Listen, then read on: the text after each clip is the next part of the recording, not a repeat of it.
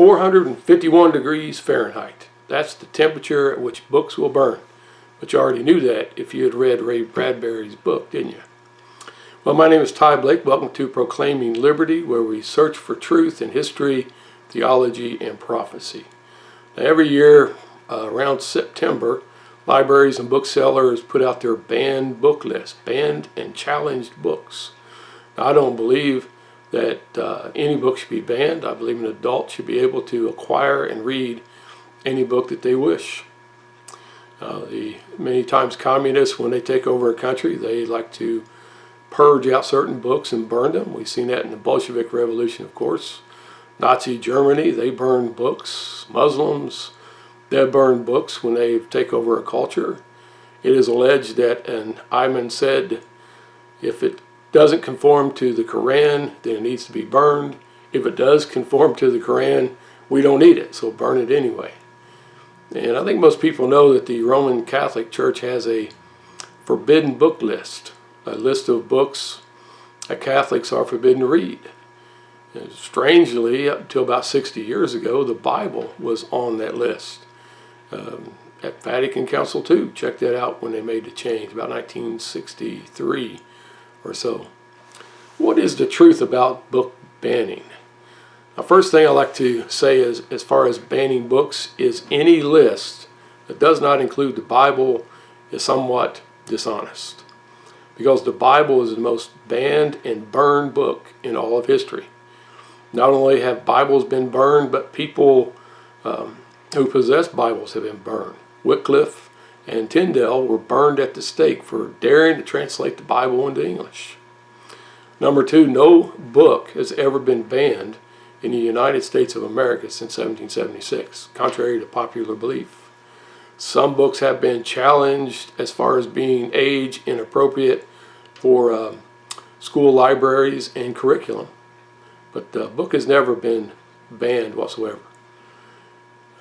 Another thing is, if I critically review a book, or anybody makes a critical review of a book, that is not banning a book. Let's be quite honest. There are many books out there that are not worth the paper and ink that they are printed on. There's a lot of books out there that are nothing but garbage.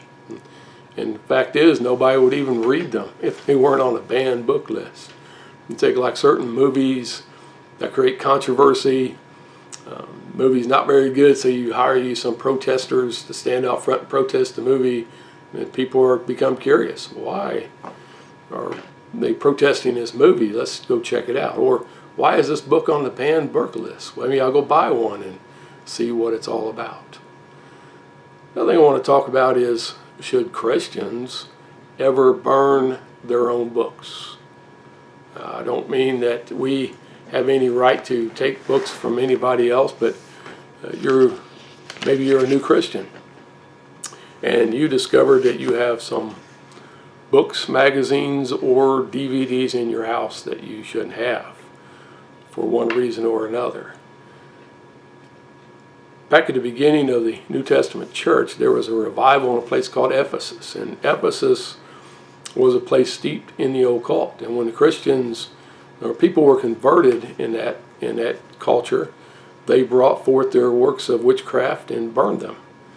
Notice what it says. This is in Acts chapter 19, beginning in verse 18. It says, "And many that believed came and confessed and showed their deeds. Many of them also which used curious arts brought their books together and burned them before all men. And they counted the price of them and found it to be 50,000 pieces of silver." That was a lot of money then. It's still a lot of money today. And in verse 20 says, "And so mightily grew the word of God and prevailed."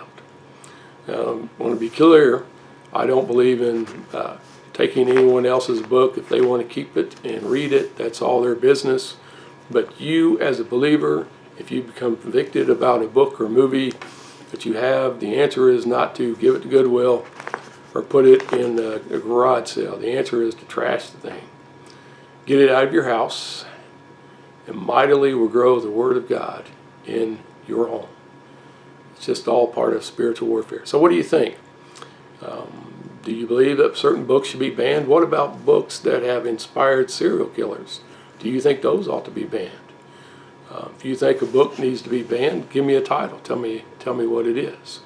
Let's talk about it. Leave a comment down below, and if you got anything out of this, consider subscribing to the channel. Hit the like button, and you all have a good day.